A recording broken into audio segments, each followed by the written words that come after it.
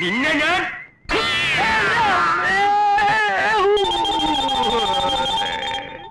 എന്റെ അമ്മേ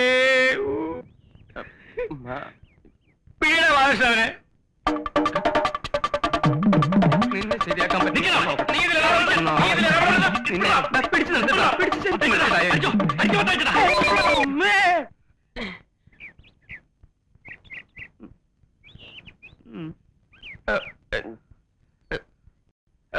ചേട്ടാ, ഞാൻ പിടിച്ചോണ്ട് വേഗം എണീച്ചു വാ വന്ന് തടി.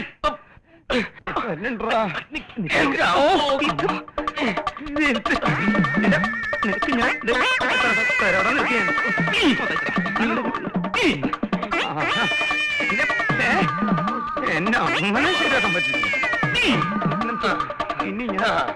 ഇനി നീ മലത്തിട്ടതായി എന്റെ പ്രശ്നമില്ല. മരത്തിൽ നോക്കണ്ട.